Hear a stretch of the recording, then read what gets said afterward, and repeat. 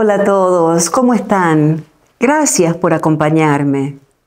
Hoy le damos comienzo al cuarto episodio de Exploremos Juntos, el podcast de María Esther Lovero. ¿Y qué les parece el prendedor de hoy? ¿Les gusta? Escríbanos y háganoslo saber. ¿Y en qué nos vamos a enfocar hoy? Les cuento. El tema es uno de mis favoritos, literatura. Sí, la palabra literatura proviene directamente de la palabra griega litera, que significa letra. Además, hoy y aquí en el estudio de Exploremos Juntos, como ven, tenemos un nuevo set.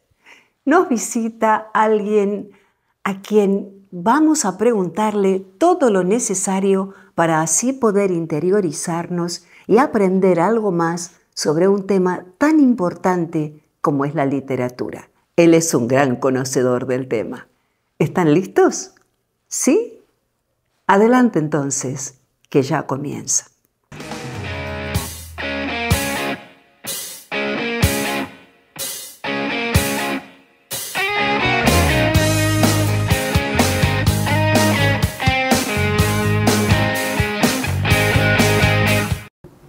¿Alguna vez te preguntaste cuál es el significado de la literatura?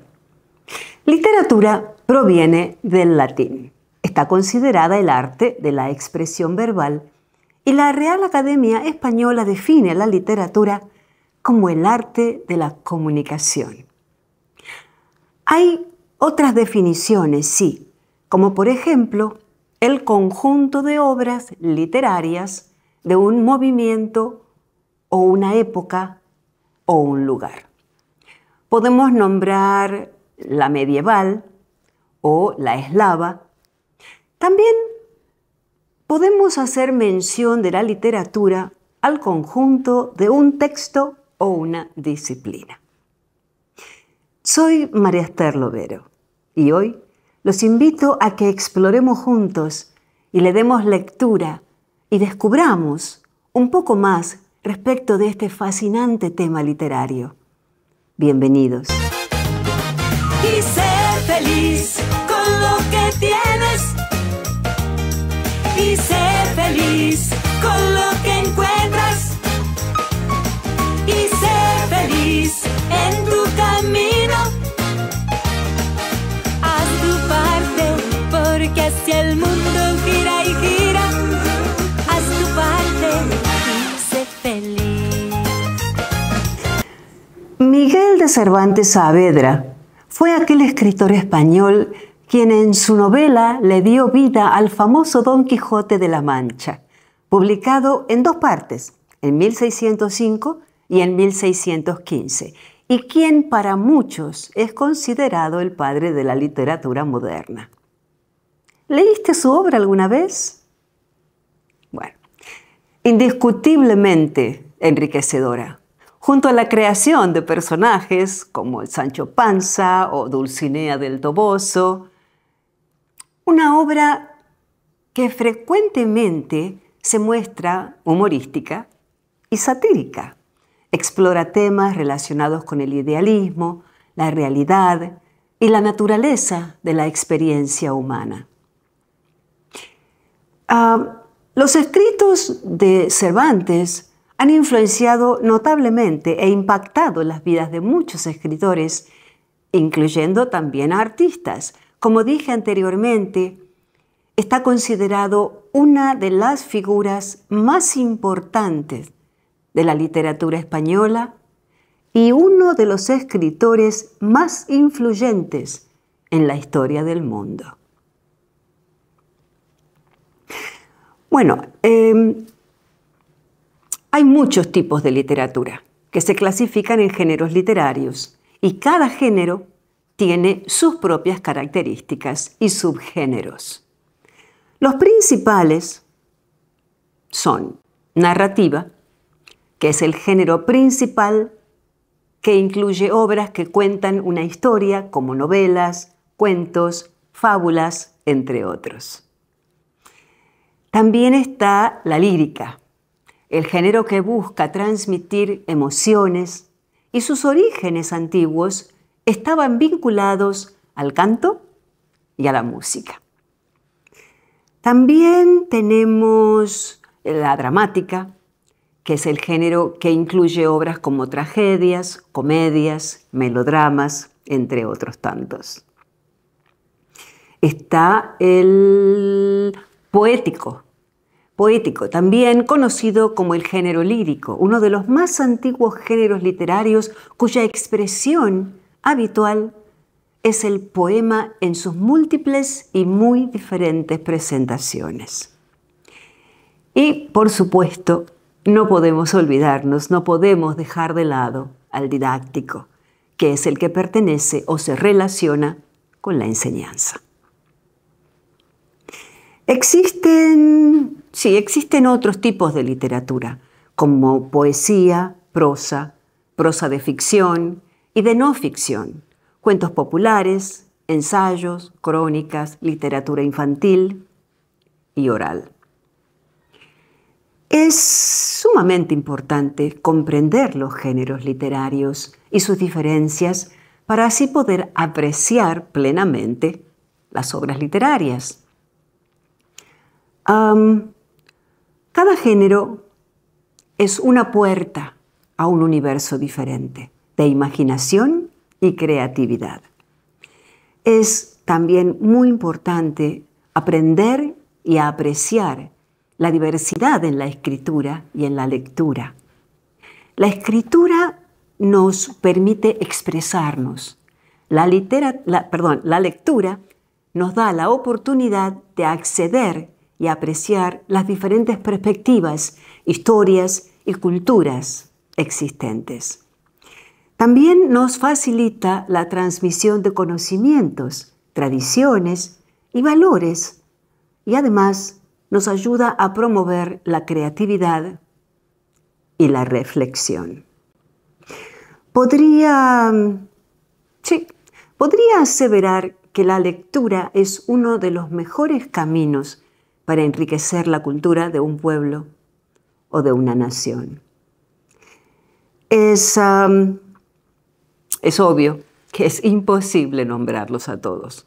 De todas maneras, me urge hacerlo con algunos de los escritores que de una forma u otra han marcado el rumbo de mi aprendizaje y de mi pasión por la lectura.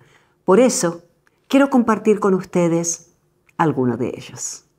Yo era apenas una adolescente cuando descubrí a quien hoy sigue siendo una de mis escritoras preferidas. Ella es Simone de Beauvoir, nacida en París, Francia. Se dice que fue libre, pero no coherente, que fue una mujer llena de contradicciones. Para mí, fue una escritora magistral y quedé obnubilada cuando leí su obra El segundo sexo. Aunque haya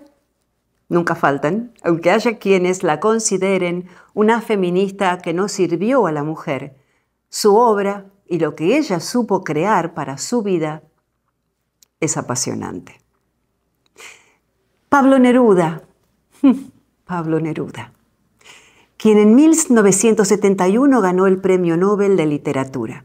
Por ejemplo, fue otro escritor que provocó en mí ese deseo de querer aprender a escribir bien, de saber cuál es la función de una coma o un punto y coma, de cuándo y por qué abrir un paréntesis, de cuál es la función de las comillas, además de su poesía y de su prosa, siempre impecables.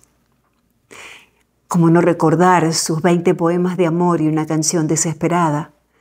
O Los mendigos, aquel poema tan profundo y tan lleno de vida y de tristeza a la vez y trágico.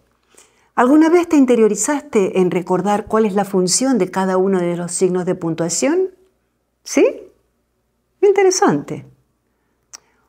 Otra escritora interesante y valiente es María Ressa, periodista, escritora, ganadora del Premio Nobel de la Paz en 2021. Exuda valentía en su libro Cómo luchar contra un dictador, donde hace un repaso de sus 37 años en su profesión, así como de la situación actual de su país, las Filipinas, gobernado hoy por Marcos Jr., hijo del dictador Ferdinand Marcos. ¿Cómo no nombrar a José Ingenieros? Médico, psicólogo, docente, exploró en teosofía, masonería, anarquismo y mucho más. Y así fue que toda esa diversidad explorada sin dudas lo llevó a abocarse a su gran pasión, que fue querer ser cada día mejor. En 1913 publicó El hombre mediocre, una lectura apasionante. Ahí es que pone de manifiesto sus conocimientos y cuenta en detalle lo que le pasa al hombre cuando no se toma el trabajo de querer ser y progresar. En esta lectura podemos llegar a enterarnos que de todo lo que podemos llegar a hacer, si así nos lo proponemos. Te lo súper recomiendo.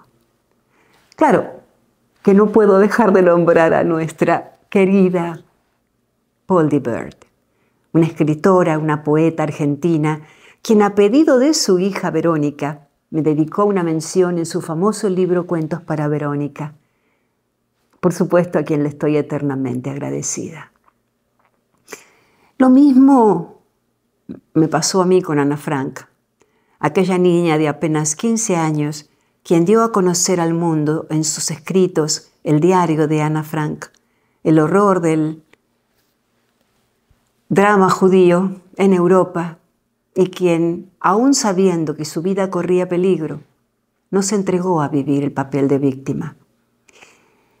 Y además se cuenta que la razón por la cual Ana Frank escribió en su diario fue porque no tenía con quién compartir lo que le pasaba. Le faltaba su amiga del alma. Y esto es precisamente, a veces, por qué es tan importante escribir como leer. Las dos disciplinas pueden convertirse en nuestras mejores amigas. Algo para tener en cuenta. Bueno, y como les prometí, hoy, aquí, en el estudio, nos visita una persona exitosa, dotado de un alto grado de humanidad y alguien que le ha dedicado, si no es toda, una gran parte de su vida a la escritura. Les presento a mi amigo, a mi compatriota, Osvaldo Boscacci. Aquí Hola, estamos, Osvaldo. vamos a disfrutar. Como tantas veces ahora con una cámara, es la única diferencia. Bienvenido. Y gracias por llegar hasta acá, llegar a los estudios y poder compartir un rato juntos. Así que bueno, ¿empezamos? Dale. Decime una cosa, ¿cuándo nace en vos ese deseo de ser escritor? ¿Y qué fue lo que te motivó a hacerlo? Yo voy a ser absolutamente sincero porque es un estilo que me ha traído dolores de cabeza también, pero persisto en la sinceridad. Te diría que la razón no es muy intelectual, no es muy generosa con el espíritu. Yo azarosamente trabajaba en una revista, en la primera revista de televisión en Argentina que se llamaba Canal TV, que iba a la escuela, estaba en el último año, vivía muy cerca de la redacción, la calle Paraná 123, sexto piso, me acuerdo de todo. Pero iba a guardar fotos. Hubo una huelga de transporte y como dije, yo vivía cerca, fui caminando, pero en aquella época auto tenía el dueño. Los demás trabajadores tenían que ir en el colectivo y no tuvieron posibilidad de llegar. Y ese día era un día de cierre, yo lo ayudé a Mariano de la Torre con algunas cosas, escribir un epígrafe. Y él no me dijo nada, pero al fin de mes, cuando cobré el sueldo del pibe que guardaba fotos, me pasaron a redacción. Y quedé ahí, y empecé y después fui creciendo, bueno, y llegué a estar en varias revistas, en diario, en todos lados. Pero ¿por qué? Y ahí viene lo poco romántico. Yo leía libretos y decía, wow, esto no es tan difícil, me parece. Yo puedo hacer esto. Pero además estos tipos ganan mucho más que yo. Así que voy a probar. Y probé, y producto del trabajo ya como periodista, que había crecido un poco, obviamente, tuve la suerte de que me ayudaron Miguel Ángel Solá y alguien que ya no está, Ricardo Bauleo, que, Un gran amigo. que a mí me ayudaron mucho para mis primeras cosas en un ciclo que cuando se separó Darío Vítor y del productor Fortuno Larrazábal, y llevaron 2 libretos míos que fueron los primeros trabajos, y después Ricardo lo habían contratado en Puerto Rico y también llevó libretos míos y me consiguió empezar a trabajar en unas telenovelas. Vos podés escribir súper bien, unas columnas periodísticas, lo que sea, pero la telenovela es algo. Yo tuve una etapa de amistad íntima, te diría, con Carlos Calvo. Ajá. Un poco porque vivíamos a la vuelta, un poco porque se dio así de empatía que hubo desde que nos conocimos, que fue en Carlos Paz, en una temporada de teatro que él todavía no era el Cholo, por ejemplo. Y ya consagrado, tenemos una idea y se la lleva él, yo le escribo a Gerardo González, el director de Canal 9. Y la historia es que lo estaba esperando yo después cuando fue Carlos a hablar con Gerardo, a ver qué respuesta, qué le merecía ese libreto que él le había llevado. Y vamos a comer y Carlito salió como fastidiado. Y yo me fastidié cuando él me cuenta, pero al tiempo entendí que era sabia la respuesta, que era la que correspondía. ¿La respuesta de Gerardo? De Gerardo, dice que Gerardo agarró el libreto, se lo puso en un costado y le dijo, Carlos, no tengo ninguna duda que si vos me lo traes es bueno. No me vas a traer un mamarracho. ¿Quién es Bocacci? ¿Cómo? ¿El periodista? ¿Agarró esta gente? No, ¿qué escribió antes? Oh, no, pero... No, porque un capítulo bueno lo escribe cualquiera. 5 buenos lo escribe cualquiera. 10 buenos lo escribe cualquiera. 20 buenos. No tengo un mes de aire. Entonces vos decís, ¿cuál es el camino? Que voy a hacer una historia de un año para... vivo sin generar una moneda para... Y hay otros caminos. Entonces, ¿cuál es el camino? Y claro, antes no la conoces. Y yo la pude conocer y hice 3 novelas como dialoguista. Cuando en las internas ya se sabe que hay un tipo que el autor le confía, que no está tan en sí. Dialoguista es que te dan la escaleta hecha, es decir, el escena por escena, el diagrama. El diagrama es más fácil que escaleta para el que no está en el medio. Y vos dialogás las escenas, la escena de María Esther con Juan Marcelo, escribo el diálogo, pero el nudo, la historia la lleva el autor.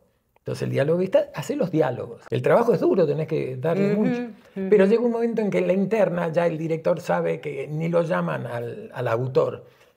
Saben que este dialoguista ya está caminando solo. Y después te toca tu primer novela. Y así fue. Por eso fue porque, volviendo a la pregunta inicial, ¿por qué elegí?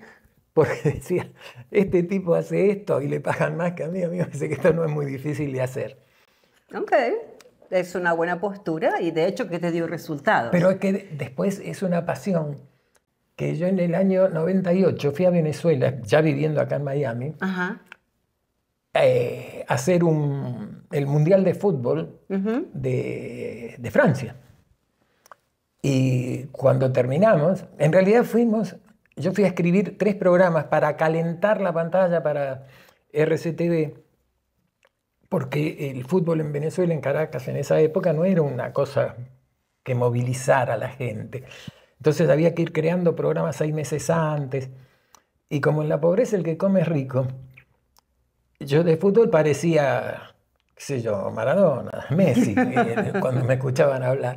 Y decía, no, la Biblia del fútbol, en los diarios, ¿no? Y empecé a hacer los comentarios y todo, y me tocó hacer el Mundial. Y vuelvo a Miami y le digo a mi esposa Lucía, le digo, esto es una maravilla, le digo, me pagan fenómeno, hago lo que me gusta, porque yo soy muy futbolero. La única diferencia es que tengo una cámara delante. Digo, ojalá no tenga que volver a escribir, que pueda hacer esto. Y conseguí trabajo, primero en PCN, después en otro canal de deporte. Y en el 7º año, María, le dije, no aguanto más las ganas de escribir que tengo. Ajá. No aguanto ¿Pero de más. escribir telenovelas? No. ¿O escribir No, ya libros? quería escribir el libro. O sea, así, Claro. así nace... Quería escribir. Esa era otra pregunta. Y en O sea, estos años ya ¿cuándo nace van esto 6 de libros. escribir? No sé, fue una pero esa sí fue una necesidad Mirá. de volcar las historias. O sea, que las historias estaban en tu cabeza, rondaban en tu cabeza En y algún rincón vos de la necesitabas plasmarlas. El primer libro, que es muy difícil también, que hice trampa, y la puedo contar porque han pasado 20 años. Claro, yo sabía, vivo en Miami, no conozco, ya soy un muchacho grande, en ese momento con 50 años, 50 y pico, conozco cómo funciona la editorial.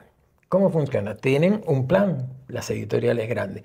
Sacamos un libro de autoayuda, un libro de poesía, un libro de tal cosa, diferentes cosas, de yoga, lo que sea. Autor novel, un libro en el año.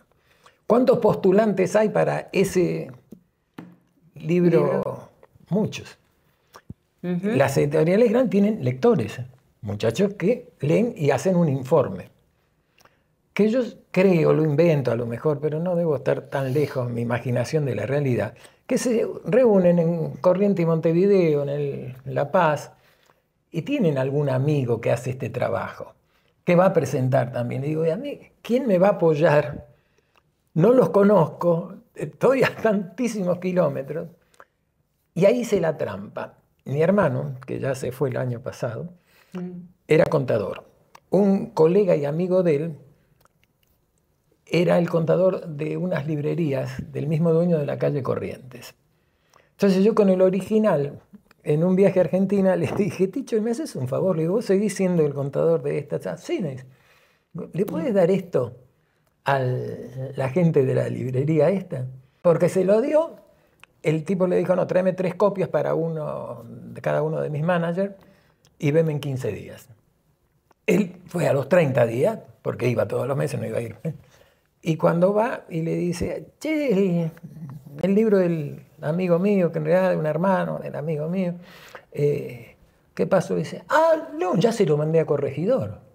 Está buenísimo. Entonces yo lo único que tuve que hacer es ir al corregidor y arreglar las condiciones, y tuvimos la suerte de que es el libro que más vendí, que es Con el permiso de Dios. Con el permiso de Dios. En principio es la primera vez que yo firmo con otra persona, con un director súper creativo, publicista, que se llama Abraham Pulido, que es una máquina de creatividad. Tira. ¿Y por qué firmamos juntos? Porque él agarró una obra de teatro mía y otro texto mío, y me dijo, lo que tienes que hacer es esto, pim, mezclarlo, juntarlo. Mirá vos, qué buena. Entonces, si la idea es de él y yo hago una parte, la otra la está aportando él, lo firmamos juntos. Claro, además te está dando, Claro. te está abriendo realmente el juego, y es muy Exacto. importante. Te está dando una nueva... Es que su creatividad es ¿cómo se avasallante. dice? Una nueva base de conocimiento. A mí me avasalla, tanta creatividad, tanto, y agreguemos esto, y pongamos aquello. Y siempre acertado. Le faltaría un enfrentamiento entre madre e hija en este libro. ¡Wow! Entonces por eso salió el testamento oculto de Juan Pablo. El testamento oculto según Juan Pablo. Según Juan Pablo. Porque vos sabés, yo tengo... No es producto Puedo mostrarlo, ¿no? Sí. No es producto de los años. Es producto de una genética así, muy mala memoria, lo que tiene sus ventajas. Sí, porque me podría plagiar a mí mismo con absoluta tranquilidad, sin problemas de conciencia, porque me olvidé, mira, esta frase ya la usaste. No me digas dónde. Y decime una cosa, estamos por el 7º libro, ¿verdad? No, el 6º. El 6º libro, bueno, el próximo Sí. ya viene. ¿Cómo comienza? O sea, vos tenés un horario, tenés una forma a la cual te abocás para la creación de ese libro. Sí, Contanos. Horario, sí. Un poco por la experiencia de las telenovelas. Ajá. para la telenovela no hay que tener... La gente cuando sabe que sos el autor de la novela dice, ¡ay, qué talento tiene usted, escribe! Mentira. Hay que tener cola de escritor. Sentarse, poner ahí 10 horas, 8, 12 horas. Por eso de grande no podés. Yo no podría ahora escribir una telenovela. Como se hacía antes, ahora cambió el género, cambió la manera de ver televisión, cambió la manera de hacerse televisión y está bien que así sea. Claro. Pero exigió un esfuerzo físico muy grande, la telenovela. Pero a mí me quedó, y lo sigo usando, yo me levanto y me siento a escribir. Con toda la energía. Antes la energía me daba para 12 horas. Ahora me da hasta las 3 de la tarde. Por eso te hago la pregunta, porque, por ejemplo, cuando uno está contra reloj, no le queda otra. Pero cuando uno está haciendo un libro, ¿quién te corre, verdad? Quien te corre, el único que te puede correr es uno mismo, que se sienta y tiene que cumplir con uno mismo y con el deseo de la realización de ese libro. Corren, dale, contame. Los otros son los personajes. En uno de los libros, en Memoria del fracaso, hay un personaje en un momento... Acá está. Que en Memorias de un fracaso, sí. Dice una cosa que era como... Hay gente que nacemos para mandar y otros nacen para obedecer. Que era una calentura con ese personaje. Ese día yo estuve 2 horas sin poder escribir. ¿Cómo este miserable dice esto?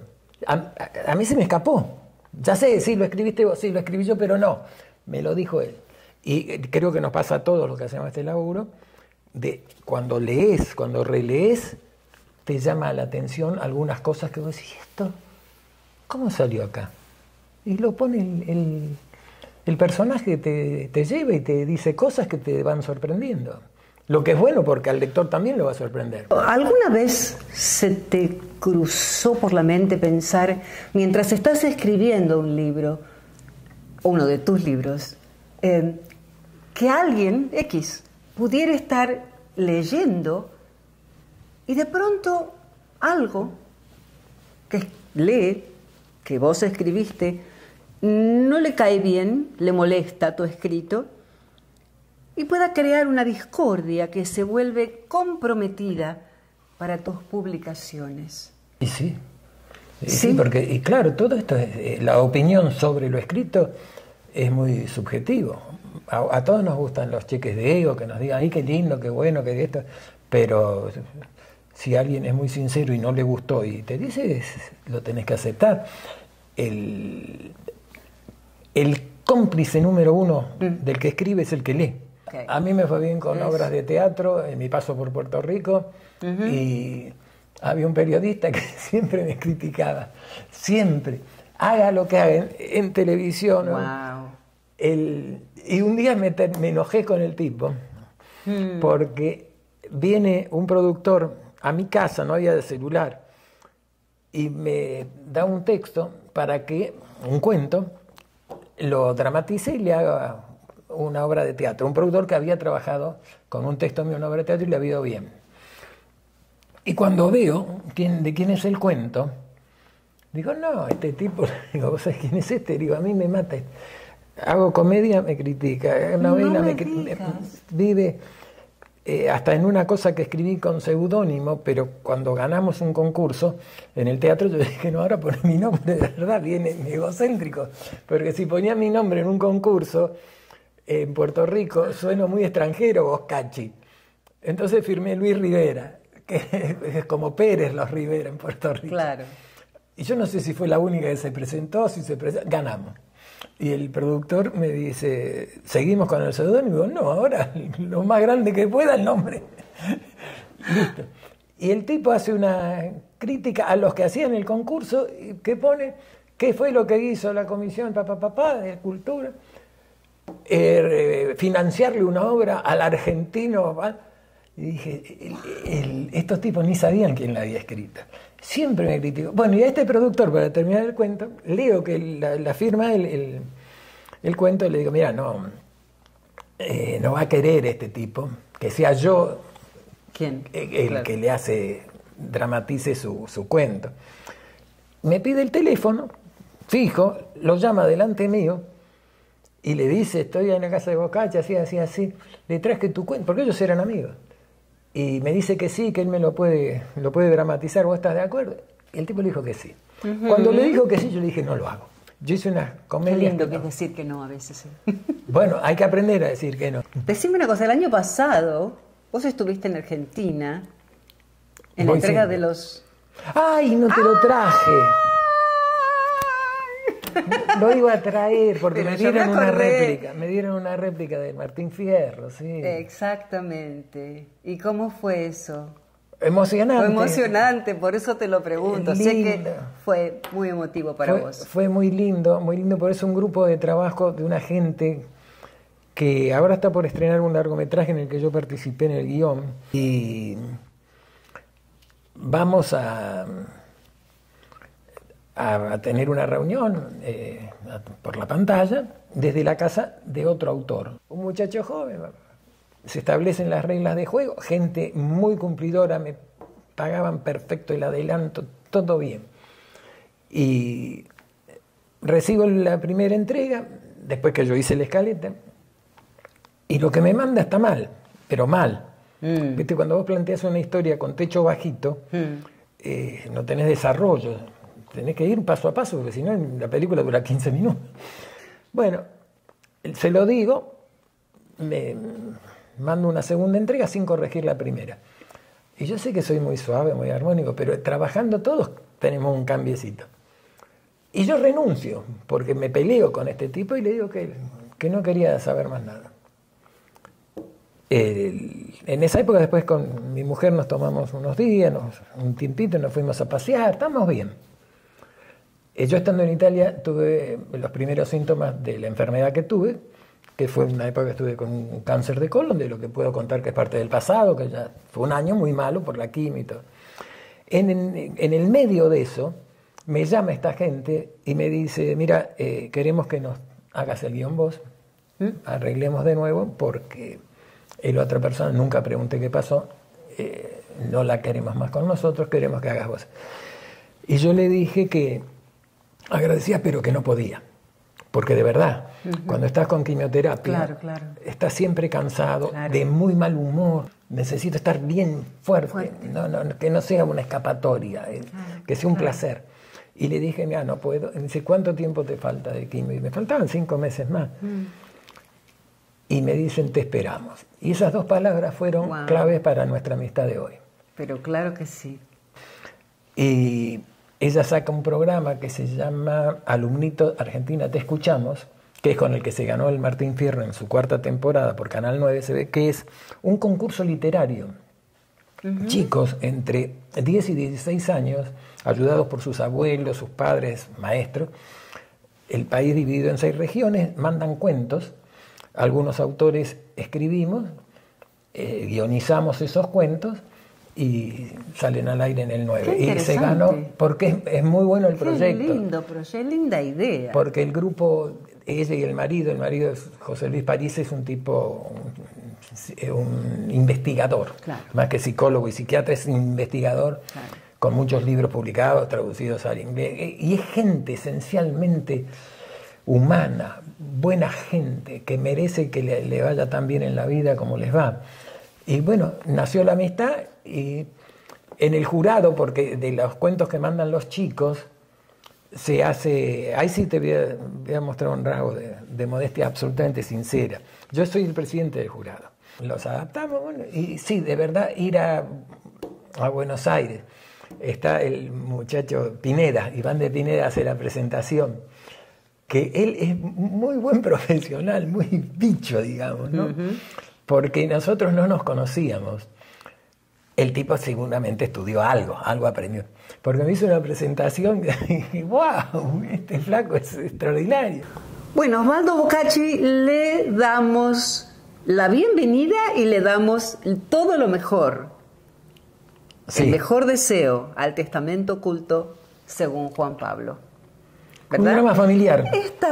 Es ficción, pero sigue siendo... Sigue siendo, claro, bueno, como dice, está inspirada en muchas historias reales. Entonces, la otra primicia es que Osvaldo Bocacci y María Esther Lovero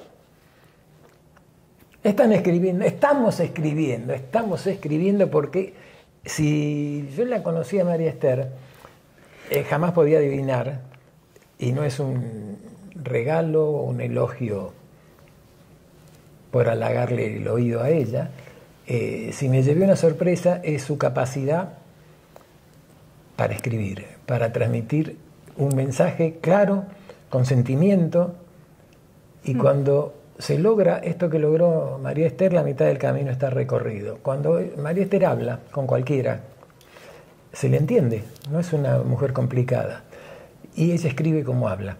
Entonces le entendemos todo y el mensaje llega. Y si el mensaje parte de una persona que tiene cosas para decir, y vaya si tiene cosas para decir, porque vaya si vivió cosas, es un placer reunirnos y trabajar con María Esther. No es un elogio para halagar tu oreja, ¿eh? Gracias, Osvaldo. La verdad que ahora me emocionaste vos a mí. De verdad, te lo agradezco. No, la verdad, aparte, no nos olvidemos algo que es tan importante. ¿Cómo nos encontramos nosotros? ¿Quién es quien nos pone en el camino a nosotros y nos encuentra a nosotros? Nuestro querido amigo y tan talentoso director de televisión como es Tato Fleckler. Claro, después aparecieron un montón de cosas en común, ¿no? Después aparecieron, pero pilares de cosas en común. Yo rescato la de Tato Fleckler y muchísimo la de Juan Marcelo, que es íntimo amigo tuyo y es íntimo amigo mío, con mucha historia, con muchos años. Con mucha historia, claro. Muchos años y que todavía prevalece. Sí. Y eso es tan importante, tan importante. Y la lista sigue entre amigos comunes. Dimas Suárez, claro. Miguel Ángel Solá. Es verdad, la lista es interminable, por suerte. Sí, afortunadamente. Así que nuevamente te agradezco que hayas llegado hasta aquí y que sigan los éxitos. Cuídate mucho, un beso grande a Lucía.